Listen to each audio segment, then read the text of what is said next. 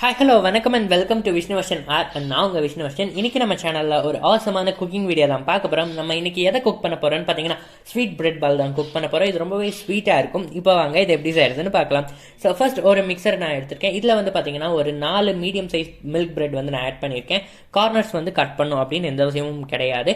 இப்போ வந்து பார்த்தீங்கன்னா இதில் ½ கப் வந்து நான் சுகர் ஆட் பண்ணியிருக்கேன். அதுக்கப்புறமா 1 கப் பார்த்தீங்கன்னா அரைச்ச தேங்காயில் வந்து பார்த்தீங்கன்னா 2 ஏலக்காய் சேர்த்து அரைச்சிருக்கேன். அதையும் வந்து இதில் ஆட் பண்ணிக்கிறோம். இப்போ இதை மறுபடியும் ஒரு தடவை நல்லா மிக்சரில் அரைச்சி எடுத்து வந்தாச்சு. இப்போ பாருங்கள் இந்த அளவுக்கு இதை அரைஞ்சி ரெடியாக இருக்குது. இப்போ இதை வந்து வேற ஒரு பவுலில் வந்து நம்ம இதை ட்ரான்ஸ்ஃபர் பண்ணிக்க போகிறோம். இன்னொரு சின்ன ப்ராசஸ் இருக்குது இதுக்கு.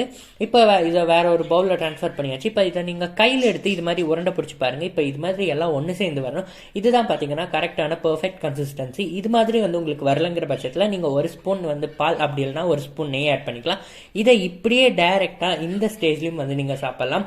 பட் நான் வந்து பார்த்தீங்கன்னா இது ஆயிலில் டீப் ஃப்ரை பண்ணி சாப்பிட்ருக்கேன். இதை வந்து நம்ம ஆயிலையும் டீப் ஃப்ரை பண்ணி சாப்பிடலாம், அப்படி இல்லைன்னா இப்படியே ராவாகவும் சாப்பிடலாம்.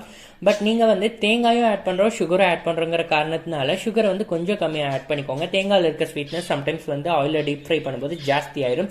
இப்போது ஆயில் வந்து பார்த்தீங்கன்னா ஹீட் ஆனதுக்கப்புறமா ஒரு பாலாக போட்டு அதில் டீப் ஃப்ரை பண்ணி எடுத்துட வேண்டியது தான். பாலை அப்படியே வந்து விட்டுறாதீங்க, கொஞ்சம் கொஞ்சமாக வந்து திருப்பி விடணும். அப்படி திருப்பி விட்டால் மட்டும்தான் பார்த்தீங்கன்னா அது வந்து கம்ப்ளீட்டாக எல்லா சைடும் வந்து ஒரே மாதிரி வந்து வரும்.